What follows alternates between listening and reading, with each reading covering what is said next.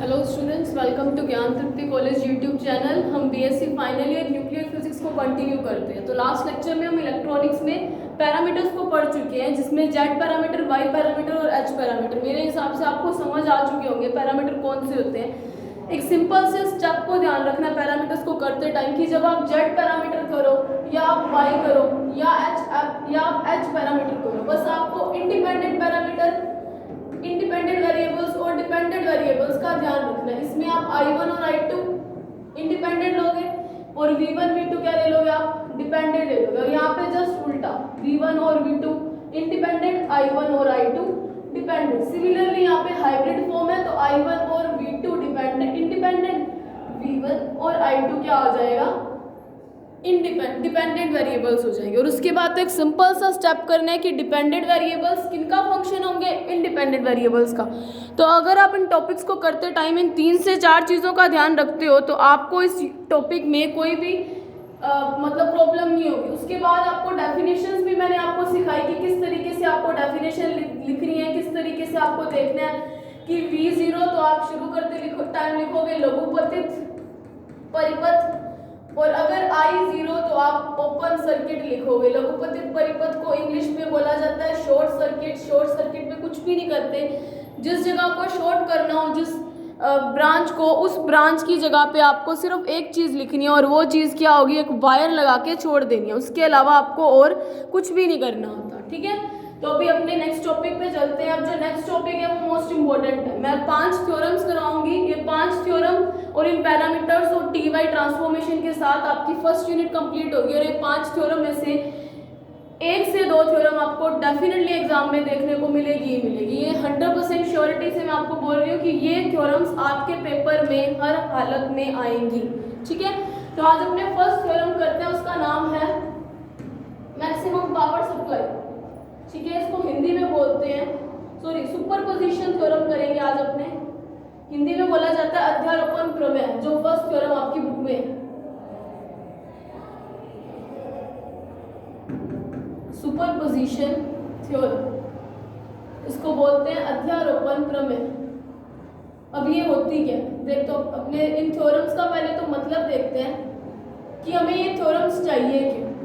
इन theorems में आपको 2 से 3 चीजें ध्यान रखनी पड़ेगी। थ्योरम को करते टाइम आपको थ्योरम का स्टेटमेंट अच्छे से याद होना चाहिए, क्योंकि इन केस आपको अगर स्टेटमेंट पेपर में नहीं मिलता तो आपको स्टेटमेंट की हेल्प से ही आप आगे थ्योरम को सोल्व कर सकोगे। तो जब भी आप थ्योरम करोगे तो साथ में स्टेटमेंट याद रखना जरूरी है। अब इन थ्योरम्स की जरूरत क्यों पड़ी, देखो अपने को पता है कि इलेक्ट्रॉनिक्स में जब हम पढ़ते हैं हमारे पास सर्किट काफी कॉम्प्लिकेटेड हो जाते हैं। अभी तो अपने टी और पाई नेटवर्क बनाते हैं। ठीक है, उसमें मैं यहाँ पे क्या दिखा देती हूँ, एक Z1, एक Z3 और एक Z2। ये मैं टी नेटवर्क में दिखा रही हूँ, लेकिन Z अपने आप में शो करते हैं कि उसके अंदर एक रेजिस्टेंस लगा हुआ है, एक इंडक्टर कॉइल लगी हुई है, एक कैपेसिटर लगा हुआ है। ठीक है, तो अगर मैं इस चीज को हटा दूं, यहाँ पे एक रेजिस्टेंस, एक इंडक्टर कॉइल, एक कैपेसिटर, फिर एक ब्रांच बनी जहाँ पे फिर से एक रेजिस्टेंस, एक कॉइल, एक कैपेसिटर, यहाँ पे फिर से एक रेजिस्टेंस, एक कॉइल, एक कैपेसिटर।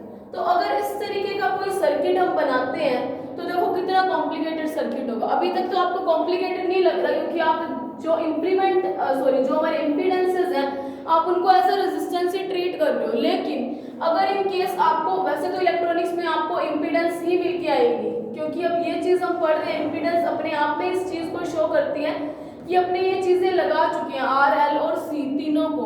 लेकिन ये तो हम एक ही केस करते हैं टी नेटवर्क, पाई नेटवर्क का भी कर लेते हैं अपने यहाँ पे पाई नेटवर्क। ठीक है, लेकिन अगर कभी ऐसा हो जाए कि सर्किट बहुत ही ज्यादा कॉम्प्लिकेटेड हो जाए, इन टी और पाई को तो हम सोल्व करना सीख चुके हैं, लेकिन अगर इससे भी ज्यादा कॉम्प्लिकेटेड अगर कोई नेटवर्क आता है तो उनको सोल्व करने के लिए अपने को थ्योरम्स की जरूरत पड़ती है।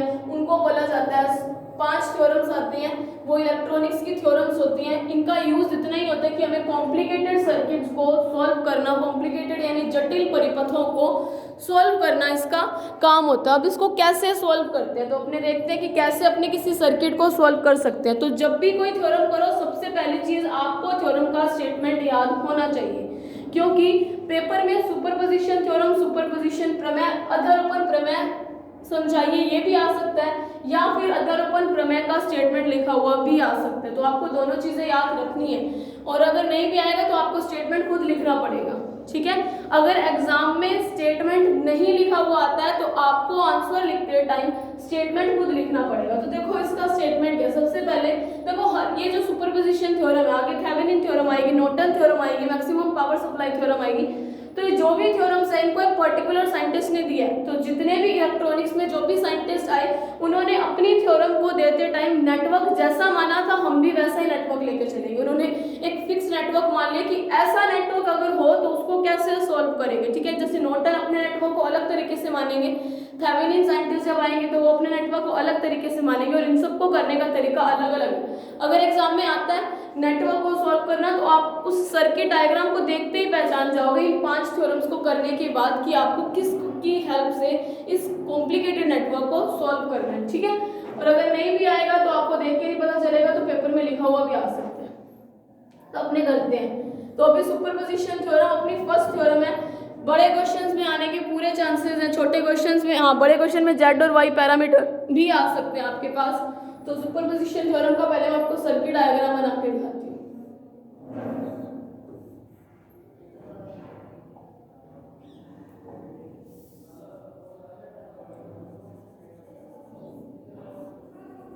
सर्किट डायग्राम, थ्योरम का स्टेटमेंट, थ्योरम को करने का तरीका, हर हालत में आपको ये सारी की सारी चीजें आनी चाहिए। अगर ये नहीं आती तो आप इस थ्योरम को तो कर नहीं पाओगे, इनमें से किसी भी थ्योरम को।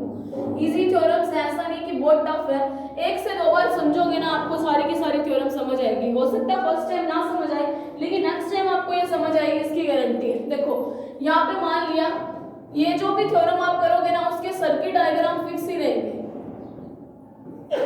अब देखो सुपरपोजिशन थ्योरम किसी एक साइंटिस्ट ने दी थी, जैसे थेवेनिन थ्योरम थेवेनिन ने दी थी, नॉर्टन थ्योरम नॉर्टन ने दी थी, तो उसी तरीके से एक साइंटिस्ट ने दी थी। और हर एक अपना पर्टिकुलर सर्किट मानेंगे कि ऐसा ही सर्किट हो तो थेवेनिन थ्योरम यूज करेंगे, अगर ऐसा सर्किट हो तो हम नॉर्टन थ्योरम यूज करेंगे, और अगर ऐसा सर्किट हो तो हम सुपरपोजिशन थ्योरम को यूज करेंगे, अध्यारोपण प्रमेय को इस्तेमाल करेंगे। मतलब एक टी नेटवर्क तो आपको दिख रहा है, कौन सा टी नेटवर्क है यहाँ पे, ये टी नेटवर्क दिख रहा है आपको, इतना इतना है ना, ये टी नेटवर्क, ये है कैसा, पहली बात तो ये 4 टर्मिनल नेटवर्क है। तो अपने इसकी स्टेटमेंट बनाने की ट्राई करते हैं, फिर सॉल्व करेंगे, ठीक है। ये 4 टर्मिनल नेटवर्क है और उसके बीच में ये Z1 Z2 और Z3 अपने को टी नेटवर्क के एलिमेंट्स दिखा रहे हैं। देखो जहाँ पे मैं Z1 Z2 Z3 को एलिमेंट्स बोलती हूँ, एलिमेंट क्यों, क्योंकि ये सारे के सारे सर्किट एलिमेंट होते हैं, या इलेक्ट्रॉनिक्स एलिमेंट बोलते हैं उसको बार बार। इलेक्ट्रॉनिक्स एलिमेंट या सर्किट एलिमेंट का मतलब है या तो रेजिस्टेंस या इंपीडेंस या कॉइल या कैपेसिटर, या इन सबको मिला के, या कि इन्हीं दो को मिलाकर, या कि इसको और इसको मिलाकर, या इन दोनों को मिलाकर। तो मतलब जो भी केसेस हो, जो भी चीजें आप यूज करोगे वो सारे सर्किट एलिमेंट्स कहलाते हैं। एक सर्किट के अंदर जो भी चीज आप कनेक्ट करते हो, चाहे वो आप डायोड कनेक्ट करो, चाहे आप कुछ भी कनेक्ट करो, ट्रांजिस्टर कनेक्ट करो, चाहे आप ओप एम्प कनेक्ट करो, ओप एम्प आपके आगे सिलेबस में है तो तब करेंगे अपने, ठीक है। तो ये टी नेटवर्क है, और कैसा नेटवर्क है, 4 टर्मिनल नेटवर्क है। 4 टर्मिनल दिख ही रहे ना, 2 सोर्स लगे हुए हैं। अब 4 टर्मिनल तभी हो सकता है ना, एक यहाँ पे कुछ टर्मिनल है, यहाँ से एक बैटरी सोर्स कनेक्टेड है और दूसरा यहाँ पे एक बैटरी सोर्स कनेक्टेड है, तो 4 टर्मिनल नेटवर्क है। तो सुपरपोजिशन थ्योरम में बोला गया एक 4 टर्मिनल नेटवर्क जिसके साथ 2 या 2 से ज्यादा अगर सोर्स कनेक्टेड है तो किसी एक एलिमेंट से प्रवाहित होने वाली धारा इन दोनों सोर्स से प्रवाहित होने वाली अलग अलग धारा के योग के बराबर होगी। लाइन समझ नहीं आएगी, अब समझ से अपने इसको मैं क्या बोल रही हूँ, ठीक है। ये मान लो कि मेरे पास एक सर्किट है, ठीक है, ये चीजें मैं एक बार इरेज कर। अब देखो ये एक सर्किट है, सबसे पहले तो आप इसकी थ्योरम लिखते टाइम सर्किट डायग्राम को देख के हम प्रमेय की स्टेटमेंट बनाएंगे। देखो क्या स्टेटमेंट मानी गई है सुपरपोजिशन थ्योरम में कि एक 4 टर्मिनल नेटवर्क, 4 टर्मिनल क्यों आपको मैंने बता दिया क्योंकि 2 सोर्स कनेक्टेड है। एक 4 टर्मिनल नेटवर्क जिसमें 2 या 2 से ज्यादा भी जुड़े हुए हो सकते हैं, तो वो बात अलग है कि उनको कॉमन करके टर्मिनल्स को कनेक्ट कर सकते हैं कैसे भी, ठीक है, अर्थिंग करके कैसे भी, अभी अपने 2 को ही पढ़ते हैं, ठीक है। एक 4 टर्मिनल नेटवर्क जिसमें 2 या 2 से ज्यादा सोर्स जुड़े हुए हैं, तो किसी एक इलेक्ट्रिक एलिमेंट या किसी एक सर्किट एलिमेंट से प्रवाहित होने वाली कुल धारा इन दोनों से अलग अलग प्रवाहित होने वाली धारा के योग के बराबर होगी। कैसे बोल रही हूँ अभी बताते हैं। देखो ये मान लो इसका प्लस और माइनस टर्मिनल है, ये भी बैटरी का प्लस और माइनस टर्मिनल, ठीक है। करंट आया, मैं Z1 टर्म की बात करूँ कि Z1 में I1 करंट फ्लो हुआ, ठीक है। तो यहाँ पे क्या है, यहाँ पे भी I1 आएगा। अगर मैं सिर्फ इस लूप की बात करूँ, ये I1 करंट फ्लो, ठीक है, यहाँ पे भी I1 आ जाएगा सिर्फ इतने लूप में, कौन सा, ये वाला और ये वाला, ठीक है। तो यहाँ पे I1 करंट आएगा, फिर इधर इस सर्किट के अंदर करंट फ्लो होता रहेगा। कब, जब E1 ऑन है। इन केस अगर E2 ऑन हो, 2 है, तो मैं मान लेती हूँ यहाँ पे कोई I2 करंट आ रहा है, ठीक है। अब यहाँ से I2 करंट आया, इस ब्रांच में गया, मतलब ओनली मैं इसी की बात करूँ तो यहाँ पे मेरे पास कौन कौन सा करंट फ्लो हो रहा है।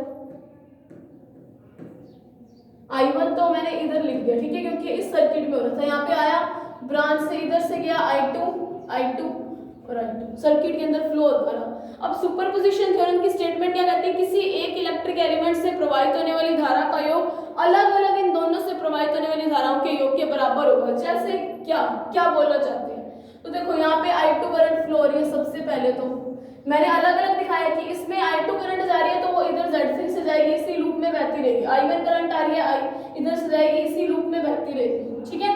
अब देखो, अगर हमारे पास क्या चीज हो, अब सर्किट बोलना क्या चाहता है, ये स्टेटमेंट में ये चीज बोलना चाहती है, अलग अलग प्रवाहित होने पर धारा अलग अलग भी प्रवाहित हो तब भी इसके योग के बराबर, मतलब Z1 से प्रवाहित कितनी धारा हो रही है, I1, ठीक है। I1 भी हो रही है ना इधर, इस Z1 से मैं कोई भी एक एलिमेंट मान रही हूँ, मैंने मान लिया कि मैं Z1 की बात करूँ, Z1 से I1 प्रवाहित हो रही है। कब, जब दोनों ऑन है, दोनों ही वर्क करें ना, बस अपने अलग अलग लूप में करते हैं, ठीक है, दोनों ऑन है।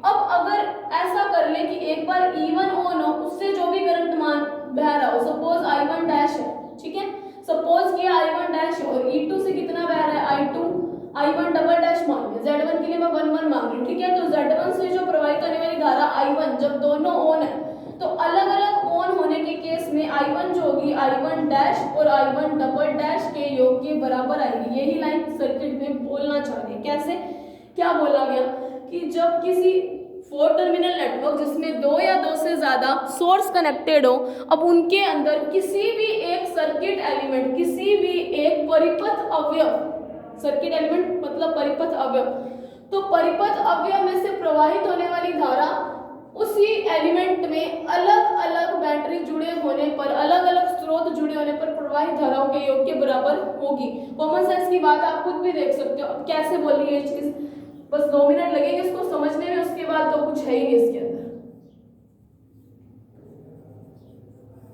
अलग अलग से प्रवाहित होने वाली धारा की बात की है, तो मैंने एक बार सिर्फ और सिर्फ E1 कनेक्टेड मान लिया प्लस माइनस। अब जब सिर्फ एक कनेक्टेड मैं मान लेती हूँ E1 से I1 डैश करंट आ गया। कब, जब सिर्फ एक हो।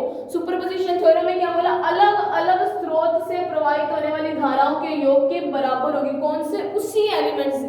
Z1 की बात की तो सिर्फ Z1 से, Z2 की बात करूँ तो सिर्फ Z2 से, इसके अलावा कुछ और नहीं। अब मैंने मान लिया यहाँ पे I1 करंट आई, यहाँ पे भी I1 डैश आएगी। अब इस ब्रांच पे करंट बढ़ेगा, ठीक है, क्योंकि एक ही सोर्स लगा हो। अगर बढ़ेगा तो मैंने मान लिया यहाँ पे कोई I2 डैश करंट जा रही है, ठीक है। अगर इधर I2 डैश है तो इस वाले जो टर्मिनल है यहाँ पे कितना आएगा, I1 dash minus I2 dash के इक्वल करंट फ्लो होगा, ठीक है। तो मतलब Z1 से अगर इस टाइम पे हमारे पास I1 डैश करंट फ्लो हो रही है, और अगर मैं इन केस दूसरा केस बनाऊं, E1 को हटा दूं, बहुत रफ से डायग्राम बन रहे हैं लेकिन आपको समझ आ रहा होगा मेरे हिसाब से। E2 को लगा दिया, E1 को हटा दिया। अलग अलग की बात की मैंने मान लिया कि E2 से करंट आ रहा है I2 डैश, ठीक है। डैश इसलिए जब मैं सिंपल विदाउट डैश शो कर रही हूँ तो मतलब दोनों सोर्स कनेक्टेड है। जब एक डैश शो किया मतलब E1 कनेक्टेड है। जब मैं 2 डैश शो करूंगी मतलब E2 कनेक्टेड है, ठीक है। ये चीज आपको ध्यान रखनी है। अब यहाँ से मान लिया मैंने E2 करंट आया। अब इस ब्रांच पे आपको पता करंट बंटेगा, बटा इधर क्या, कुछ पार्ट इधर गया। मैंने मान लिया इधर जो करंट गया वो I1 डबल डैश है, तो इधर कितना जाएगा, I2 double dash minus I1 dash, इतना ही करंट आएगा ना। तो इसी को अपने को देखना है, ठीक है, कि ये वाला जो करंट और ये वाला करंट, ये दोनों का ऐड किसके इक्वल हो, इस करंट के, ठीक है। Z1 के अंदर किसी भी एलिमेंट के, अगर मैं Z2 की बात करूं तो मतलब मेरे हिसाब से I2 किसके इक्वल हो, I2 डैश के, और किसके, I2 डबल डैश। अब देखो ये करने का तरीका अलग अलग है, तो जैसे भी अपने इसको सॉल्व करते हैं। ये चीज तो आपको मैंने स्टेटमेंट समझाई, अब इसने अपने क्या करते हैं, इसको सॉल्व करते हैं। तो सुपरपोजिशन थ्योरम का प्रूफ करते हैं अपने। जैसा बोला गया कि किसी एक एलिमेंट से प्रवाहित होने वाली धारा जब दोनों के दोनों सोर्स कनेक्टेड हो, प्लस किसी एक एलिमेंट से प्रवाहित होने वाली धारा जब सिर्फ एक सोर्स कनेक्टेड हो, तो मैंने क्या ले लिया, ये मेरे पास सर्किट डायग्राम। पहले मैं दोनों कनेक्टेड होने से करंट निकाल लूंगी, किसी भी एक एलिमेंट में अपने किसी भी में भी निकाल लेते हैं, ठीक है। फिर अपने क्या करेंगे, दोनों से प्रवाहित होने वाली अलग अलग धारा निकाल लेंगे, ठीक है। अभी मेरे पास दूसरा कनेक्टेड है, ठीक है। ये मेरा E1 सोर्स, यहाँ से कितना आ रहा है I1 करंट Z1 में, और इधर भी कितना आ रहा है I1 करंट, किसमें, सिर्फ इस लूप में, ठीक है, जहाँ पे I1 करंट फ्लो है। ये Z2 और ये Z3। अब ये भी E2 सोर्स है, प्लस माइनस करंट गया I2 करंट गया सपोज, और इधर भी क्या आएगा I2 करंट, सिर्फ इसी लूप में। इसकी खासियत ये है कि आपको किसी एक ही लूप की बात करनी है, ठीक है, एक ही लूप की बात करनी है। अब ये ब्रांच में डिवाइड भी हो सकता है, लेकिन करने का तरीका ये कि इसी लूप में इसी तरीके से करंट को मेजर करना है, ठीक है। तो अब देखो मैं इसके लिए क्या करती हूँ, इसको मैंने मान लिया लूप 1, इसको मान लिया लूप 2। लूप क्या हो तो आपको पता है ना, बंद आकृति को लूप बोलते हैं। डेफिनेशन बिल्कुल फर्स्ट लेक्चर है इसका, वहां पे हम कर चुके हैं। अब देखो मैं क्या करती हूँ, इस सर्किट के अंदर क्या लगाती हूँ, किरचॉफ का नियम लगाती हूँ। नाउ केवीएल लिख देती हूँ, Kirchhoff voltage law is equal Kirchhoff voltage law in loop 1। लिखना आप applying Kirchhoff voltage law in loop 1। मैंने क्या किया, पहले लूप के अंदर किरचॉफ वोल्टता का नियम लगाया। मुझे पता है V इज इक्वल्स टू क्या होता है IR। अब यहाँ पे I की जगह तो पहले लूप में मेरे पास क्या है I1, R की जगह पे क्या है मेरे पास Z पड़ी है, ठीक है, कोई भी Z1 और Z3 है पहले लूप के अंदर, और V की जगह क्या है मेरे पास E1, ठीक है। तो इन्हीं चीजों को लेके अपने यूज करते हैं। तो V is equals to IR से मुझे पता है यहाँ पे क्या आएगा E1, है ना। V is equals to IR E1, और करंट कौन सा आया I1, किसमें से, Z1 में से, प्लस अब इस Z3 में से कौन कौन सा करंट जा रहा है, I1 और I2, मतलब दोनों जा रहे हैं। तो I1 Z3 plus I2 Z3। ये करने का तरीका आपको याद ही रखनी पड़ेगी कि इनमें से क्या करते हैं, इस सर्किट की अलग बात की है, इसकी अलग बात की है। तो इधर से इसकी वैल्यू क्या आएगी, I1 Z1 plus I1 Z3 plus I2 Z3। अब देखो ये E1 की वैल्यू है, ये भी E1 की, I1 आया कॉमन, मैंने ले लिया कॉमन, यहाँ पे क्या बना Z1 plus Z3 plus I2 Z3। इसको मैंने दे दी इक्वेशन नंबर 1। बस मैंने क्या किया, पहले लूप के अंदर किरचॉफ का वोल्टता का नियम लगाया, उसके अलावा मैंने और कोई चीज की ही नहीं है, ठीक है। अब आगे चलते हैं। वोल्टेज लो तो आप लूप तो आपको समझ आ गया, तो सुपरपोजिशन थ्योरम करते टाइम इसी तरीके से लेंगे कि Z1 में से इस वाले लूप में से बात करूं तो I1 फ्लो होगी, अगर इस वाले लूप में बात करूं तो I2 फ्लो होगी, मतलब Z2 में से दो करंट फ्लो हो रहे हैं, कौन से I1 और I2, तो दोनों को मैंने ऐड कर दिया। ऐसा तो नहीं है अलग अलग डायरेक्शन में होते तब हम माइनस करते, लेकिन डायरेक्शन भी सेम है इसलिए प्लस के, ठीक है। Now KVL Kirchhoff voltage law in loop 2, ठीक है। मैंने क्या किया, लूप 2 में किरचॉफ वोल्टता का नियम अप्लाई करने पे, देखो इसके अंदर थ्योरी भी आपको लिखनी है।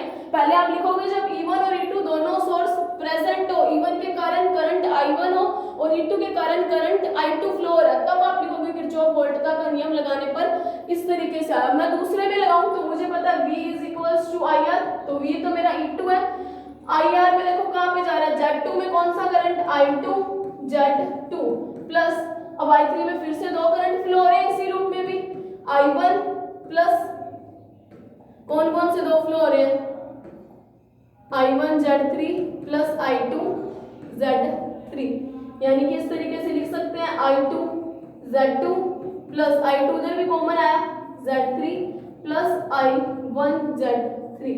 इसको ले लो इक्वेशन नंबर 2, ठीक है। दोनों सोर्स लगा के मैंने किरचॉफ वोल्टेज का नियम लगा दिया। अब दूसरा काम इसमें क्या बोला गया था अपने को, कि अपने को क्या करना है, ये एक्स्ट्रा चीजें मैं एक बार रिमूव कर रही हूँ ताकि आपको पता चले अपने क्या कर रहे हैं।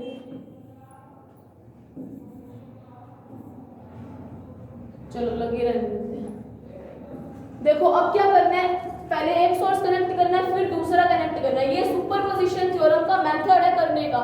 अब मैं क्या करती हूँ, नाउ अब वो करते हैं according to superposition theorem.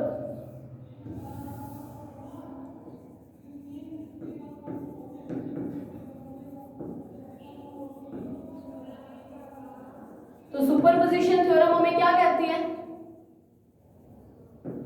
Superposition theorem के कारण मैंने मान लिया कि मैंने अब क्या किया, इवन सोर्स कनेक्ट कर दिया, और इवन सोर्स के कारण, सिर्फ और सिर्फ इवन सोर्स के कारण मैंने मान लिया कि करंट कौन सी जा रही है, I1 डैश। तो मैंने इवन सोर्स किया कनेक्ट। अब यहाँ पे जैसा कि मैंने बोला है इवन सोर्स किया कनेक्ट, ठीक है, Z3 ये Z1 Z3, E2 को हटाना है तो मैंने हटा दिया, मतलब प्लेन वायर लगा दी, ठीक है। यहाँ पे Z1, यहाँ पे Z3 और यहाँ पे Z2। करंट आया I1 डैश, करंट आया I1 डैश, और इधर मान लो इधर भी I1 डैश आया, लेकिन ब्रांच में से डिवाइड जब होगा तब ये करंट कितना आ जाएगा, I2 डैश, ठीक है। और I2 डैश जो करंट होगा वो इधर भी आ रहा होगा। अगर यहाँ पे लूप लगा होता, दूसरा सोर्स करने का तरीका यही है कि दूसरा सोर्स लगा तो उसके कारण I2 डैश करंट आता, मतलब Z3 में से हमेशा दो करंट निकलेंगे, एक I1 और दूसरा पहले सोर्स के कारण और दूसरा दूसरे सोर्स के कारण। पहला एक ही सोर्स कनेक्ट किया है, इवन कनेक्ट किया तो मैंने डैश लगा दिया, जब मैं दोनों कनेक्ट करूंगी तो Z3 में से दोनों डबल डैश लगा दूंगी। Z3 में से हर केस में दो ही करंट फ्लो होंगे सुपरपोजिशन थ्योरम के अकॉर्डिंग, ठीक है। वैसे ब्रांच में डिवाइडेड होता है, अपने मानते हैं उस चीज को, लेकिन सुपरपोजिशन थ्योरम को करने का तरीका यही है, ठीक है। तो यहाँ से हम अपने करते हैं सोल्व। तो अगर मैं इधर केवीएल लॉ लगाऊं, किरचॉफ वोल्टेज नियम, तो किरचॉफ वोल्टेज नियम के हिसाब से पता है इसमें I1 डैश करंट फ्लो हो रहा है, और इस लूप में मुझे पता है I2 डैश करंट फ्लो हो रहा है ना, क्योंकि इधर I2 डैश और I1 डैश दोनों फ्लो हो रहे हैं। देखो जब भी करोगे, जैसे यहाँ पे किया ना, I1 डैश करंट आया और Z3 में से इस लूप के कारण I2 डैश करंट आया, मतलब जितना Z2 में से फ्लो हो रहा था उतना यहाँ से आया। सेम जब एक एक सोर्स कनेक्ट करेंगे वहां पे भी यही करना है, I1 डैश करंट इधर आया, अब Z2 में से I2 डैश करंट फ्लो हो रहा था, तो मतलब यहाँ पे I2 डैश करंट भी फ्लो होगा, इनकेस अगर सोर्स लगा होता तो। करने का तरीका यही है, मेथड ही यही है, आपको इसी तरीके से इसको सॉल्व करना पड़ेगा। किरचॉफ वोल्टेज लॉ किसमें लगाया, लूप फर्स्ट में। अगर मैं लूप फर्स्ट में किरचॉफ वोल्टेज लॉ लगाऊं तो मुझे पता अब क्या आएगा,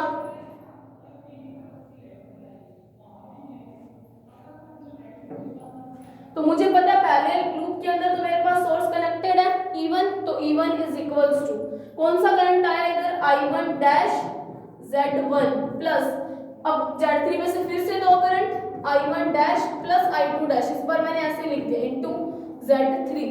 अगर मैं इसको अब सॉल्व करूंगी तो E1 की वैल्यू क्या आएगी, I1 डैश कॉमन आ जाएगा, जहां पे भी कॉमन आएगा इधर बना Z1 प्लस Z3, एक स्टेप को मैंने घटा दिया, plus I2 dash Z3।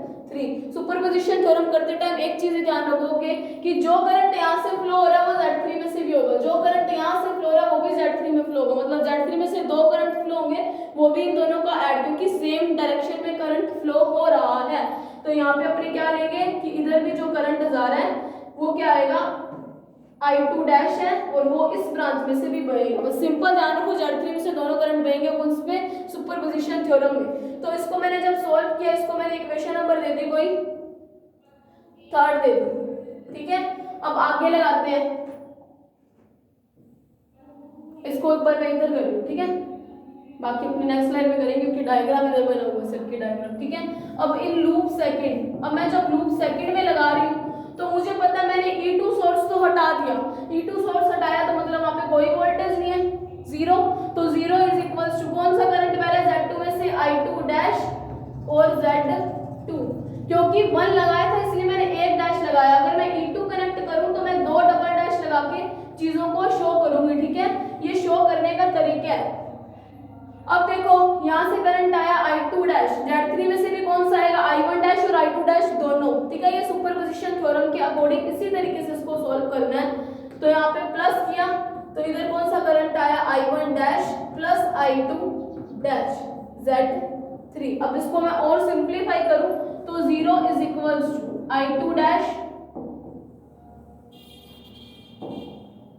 Z2 plus I1 dash Z3 plus I2 dash Z3, तो 0 is equals to I2 dash common आ रहा है क्या, I2 डैश आया कॉमन, यानी Z2 plus Z3 into sorry plus I1 dash Z3, इसको दे लो equation number 4। अब next topic slide पे चलते हैं। अब इवन सोर्स भी कनेक्ट कर दिया, E1 इंटू दोनों कनेक्ट किए तो मेरे पास करंट कौन से आए थे, I1 और I2। अब जो मैंने E1 अकेला कनेक्ट किया तो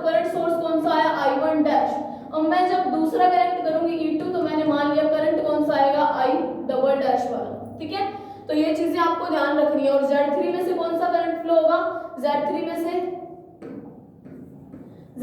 से हमेशा टोटल करंट फ्लो होगा दोनों लूप में, ठीक है, दोनों लूप से टोटल करंट फ्लो होगा। तो ये चीजें मैं रिमूव करी, ये 4 पॉइंट आप ध्यान रखोगे तो सुपरपोजिशन थ्योरम सॉल्व हो जाएगी, ठीक है। अब मैं क्या करती हूँ, now again according to superposition theorem, जब वापस से मैं सुपरपोजिशन थ्योरम अप्लाई करूंगी तो मुझे पता है मेरे पास क्या बनेगा। अब मेरे को E2 की जगह कुछ नहीं लगाना है, E1 की जगह, किसकी जगह पे लगाना है, सिर्फ और सिर्फ E2 की जगह पे, ठीक है। ये E2 लगाया, E1 हटा दिया, ठीक है। ये Z1, ये Z3, ये Z2, ये क्या लगा हुआ, अब E2 से मैंने मान लिया I2 डबल डैश वाला दिखाना है तो double dash current flow, I2 double dash क्योंकि यहाँ पे 2 है, ठीक है। तो यहाँ पे भी स्लोप में I2 डबल डैश करंट जाएगा और अगर आगे ये डिवाइड हो तो 1 डबल डैश जाएगा, ठीक है। सॉरी, अगर दूसरा सोर्स कनेक्टेड हो, जिस तरीके से आपने फर्स्ट में किया ना वैसा ही यहाँ पे करोगे, ठीक है। यहाँ पे I1 डबल डैश करंट आता अगर इधर वाला कनेक्टेड होता तो, ठीक है। तो करंट फ्लो होगा I1 डबल डैश, इस तरीके से लूप में करंट चलता रहेगा।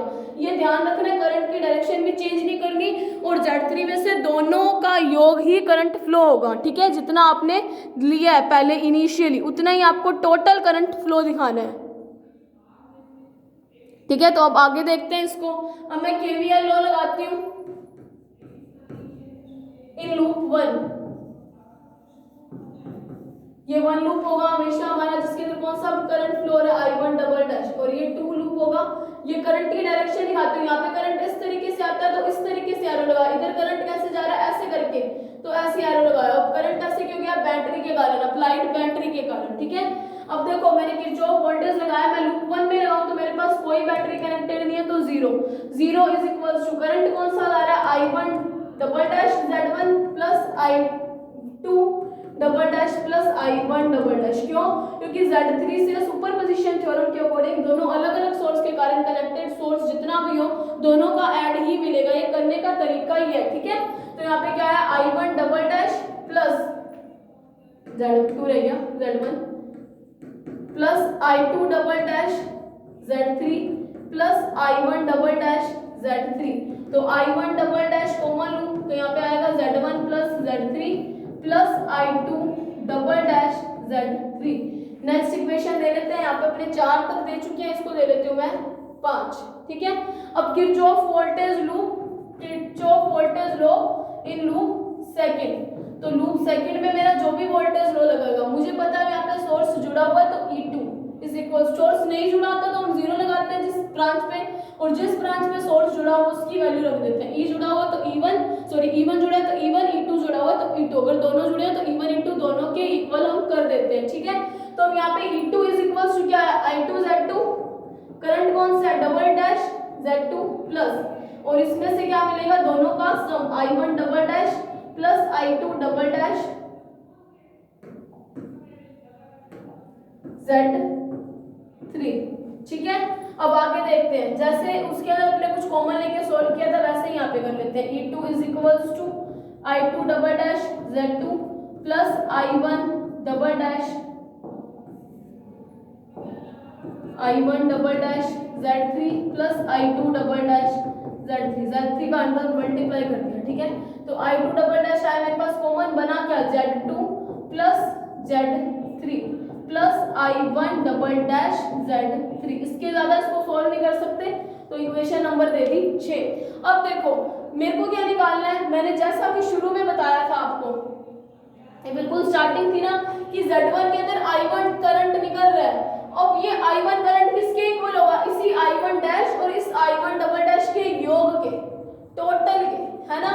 अगर मैं Z2 की बात करूं तो Z2 में से करंट कौन सा जा रहा है I2, ये I2 करंट किसके बराबर होगा I2 डैश और I2 डबल डैश के योग के, है ना। तो अब वही चीज अपने को प्रूफ करनी है, स्टेप्स को ध्यान रखना है। आगे देखो अपने क्या कर सकते हैं, ये मेरे पास आई 3 नंबर इक्वेशन, ये आई 4 नंबर इक्वेशन, और इधर मेरे पास अलग अलग अकेले सोर्स के लिए ये मेरे पास 5 और 6। एक चीज मैं कर सकती हूँ, मुझे टोटल करंट निकालना मतलब जोड़ना है, तो मैं क्या करती हूँ इन अलग अलग इक्वेशंस को जोड़ देती हूँ। किसको, जब एक सोर्स कनेक्ट किया तो E1 वाले को E1 से जोड़ देती हूँ उधर, जब दूसरा सोर्स कनेक्ट किया, मतलब सिंगल सिंगल सोर्स की कंडीशन में E1 वाले को E1 से जोड़ देते हो, E2 वाले को E2 से जोड़ देते हैं। तो जब अपने जोड़ेंगे तो देखो कैसे होएगा।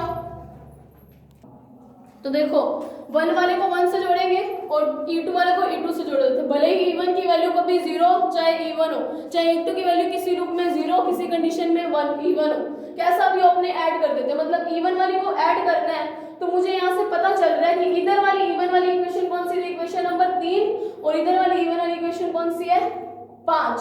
तो मैं क्या करती हूँ, इक्वेशन 3 प्लस 5, ठीक है। सिमिलरली एक और चीज करूंगी, इक्वेशन नंबर 4 प्लस 6। 4 प्लस 6 को क्यों, क्योंकि 6 नंबर मेरी इक्वेशन कौन सी है, E2 वाली, अकेले सोर्स के कंडीशन वाली ही जोड़नी है। और इधर मेरे पास E2 वाली कौन सी है, 4 नंबर इक्वेशन, लेकिन E2 यहाँ पे कुछ कनेक्टेड नहीं है इसलिए इसकी वैल्यू 0 है। अब मैं इनको जोड़ती हूँ, ठीक है। जब इनको कनेक्ट करेंगे देखते हैं I1 dash Z1 plus Z3। देखो इसको मैंने कनेक्ट किया तो E1 plus 0 is equals to I1 dash Z1 plus Z3 आया, प्लस I2 डैश Z3 आएगा, प्लस ये तो इक्वेशन नंबर कितनी है, 3, इतनी तक लिखी है। अब आई equation number 5, I1 double dash plus I1 double dash Z1 plus Z3 plus I2 double dash Z3। तो अब देखो जैसे सिंप्लीफाई होता है, E1 is equals to I1 dash. अब देखो इधर एक चीज अपने को दिखाई दे रही है कि यहाँ पे मेरे पास Z1 प्लस Z3 किसके साथ, I1 डैश के साथ, यहाँ पे I1 डबल डैश के साथ Z1 प्लस Z3 आ गया। तो मतलब एक चीज कॉमन आ सकती है यहाँ पे, वो कौन सी, Z1 प्लस Z3। अगर Z1 प्लस Z3 आया कॉमन तो यहाँ पे क्या बचता है, सिर्फ I1 डैश, I1 डैश लिख दिया, प्लस इधर क्या बनेगा I1 डबल डैश, ठीक है, प्लस यहाँ पे Z3 कॉमन तो Z3, यानी कि अब आगे क्या आया I2 dash plus I2 double dash. इसको आप इक्वेशन दे लेना 7, ठीक है। अब सिमिलरली इसको जोड़ते हैं, इक्वेशन नंबर 4 को 0 इज इक्वल टू ए,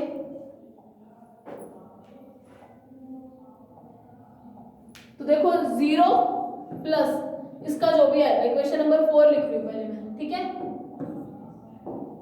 यहाँ पे तो Z2 प्लस Z3 था, प्लस Z3, करंट देख लेते हैं कौन सा था, I2 डैश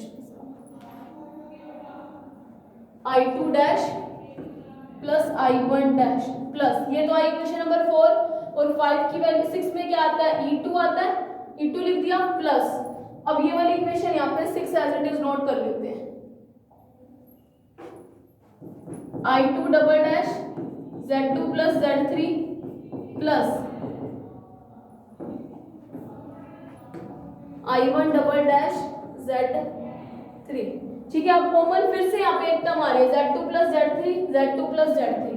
अगर Z2 प्लस Z3 में कॉमन ले लूं तो इधर क्या बनेगा, I2 dash plus I2 double dash, यही बना ना। इधर क्या रहा, सिर्फ E2, प्लस इधर Z3 कॉमन आया तो Z3 ब्रैकेट में क्या आएगा, I1 dash plus I1 double dash, ये चीज आई।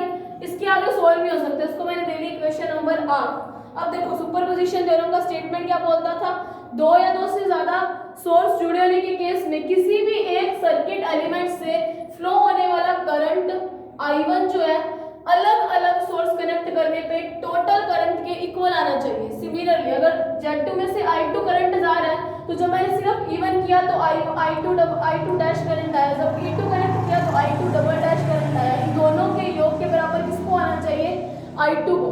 सिमिलरली अगर मैं Z1 की बात करूं तो Z1 में से दोनों सोर्स कनेक्टेड तो I1 करंट आया, I1, और जब सिर्फ E1 कनेक्टेड था तो I1 डैश करंट आया, और जब सिर्फ E2 कनेक्टेड था तो I1 डबल डैश करंट आया। मतलब I1 किसके बराबर आना चाहिए, I1 डैश और I1 डबल डैश के योग के बराबर। सिमिलरली E2 इसके आने चाहिए।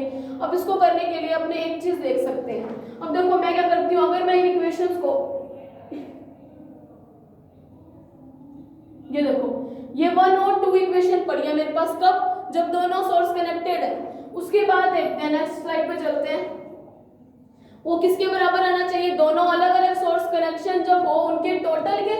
तो यहाँ पे मैंने उन दोनों अलग अलग कनेक्ट करके दोनों का क्या कर दिया, टोटल दिखा दिया इस इक्वेशन में। तो मतलब मेरे पास जो इक्वेशन 1 आई है उसको मैं अगर 7 से कंपेयर करूं, इक्वेशन 1 को मैं नेक्स्ट स्लाइड पे पर लिख लेते हैं अपने, ठीक है, एक minute.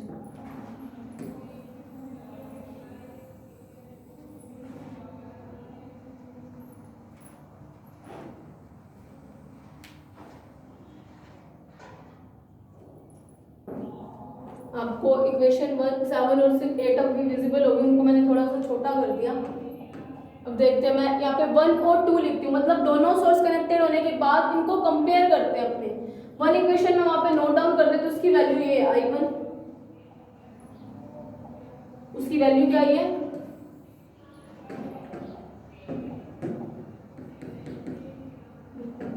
E1 is equals to I1 bracket Z1 plus Z3 plus I2 bracket into Z3। Similarly अगर मैं नेक्स्ट, ये इक्वेशन नंबर 1 थी, ठीक है, मैं इक्वेशन नंबर 2 को यहाँ पे लिखती हूँ, I2 E2 की वैल्यू क्या आई है, I2 Z2 plus Z3 plus I1 Z3। ये इक्वेशन नंबर 1 और 2 है। आप अपनी नोटबुक में इसको वापस मत लिखना, यहाँ पे अपने कंपेयर करना है। तो देखो मैं 1 को 7 से अगर कंपेयर करूँ तो मुझे एक चीज पता चल रही है, दोनों इवन है, तो मतलब मैं कंपैरिजन कर सकती हूँ, है ना। तो जब अपने कंपैरिजन करेंगे तो यहाँ पे देखो Z1 प्लस Z3 और इधर भी Z1 प्लस Z3 और उसके साथ वाला एलिमेंट क्या है I1 और इसका क्या है I1 plus I1 double dash, है ना, यही एलिमेंट है ना। तो मतलब जब मैं इस इक्वेशन 7 और 1 को कंपेयर करती हूँ तो मुझे एक चीज पता चली, इस I1 की वैल्यू किसके इक्वल आ सकती है, I1 डैश के प्लस I1 डबल डैश के इक्वल आ सकती है। सिमिलरली अगर मैं यहाँ पे आऊँ, इसको करूं अगर आपस में कंपेयर, यहाँ पे Z3 और Z3 एक जैसे हैं तो मतलब इसको कंपेयर कर सकती हूँ। तो I2 की वैल्यू क्या आएगी, क्योंकि इधर I2 था, क्या आ रही है I2 dash plus I2 double dash के इक्वल आ रही है। सिमिलरली यहाँ पे करो, यहाँ पे सिर्फ I2 पड़ा है, यहाँ पे क्या I2 plus I2 double dash.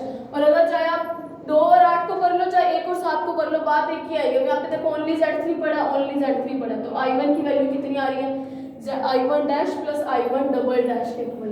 तो जो सुपरपोजिशन थ्योरम में बोला गया था कि 4 टर्मिनल नेटवर्क को 2 या 2 से ज्यादा क्या लगे हो, सोर्स जुड़े हो, इस केस में किसी एक सर्किट एलिमेंट से फ्लो होने वाला करंट,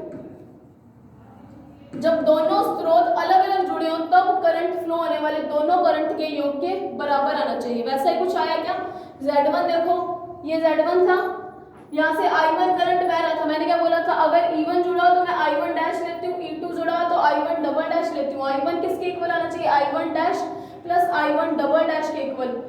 तो सुपरपोजिशन थ्योरम का स्टेटमेंट प्रूफ हो जाता है। यहाँ पे बुक में थोड़ा कॉम्प्लिकेटेड किया हुआ है, ये एक इजी वे है इसको सॉल्व करने का, रिजल्ट दोनों के सेम है। तो बाकी नेक्स्ट थ्योरम जो भी आएंगे अपने नेक्स्ट लेक्चर में करते हैं। आज के लिए इतना ही, बस आपने किरचॉफ वोल्टेज लॉ लगाया, V is equals to IR, simple concept को यूज करके फिर 2 इक्वेशंस को ऐड किया, कौन सी 2 को, अलग अलग सोर्स कनेक्टेड होने के बाद, इस वाले केस को और इस वाले केस को, इन दोनों को ऐड किया, E1 को E1 से, E2 को E2 से, भले उसकी वैल्यू 0 चाहे कुछ भी हो, कनेक्शन कनेक्ट करने के बाद, जोड़ने के बाद सिर्फ कंपेयर किया, ठीक है। तो आज के लिए इतना ही, बाकी नेक्स्ट लेक्चर में करेंगे। स्टेटमेंट प्लस करने का तरीका, सब चीज़ें आपको ध्यान रखनी पड़ेगी। So thank you very much.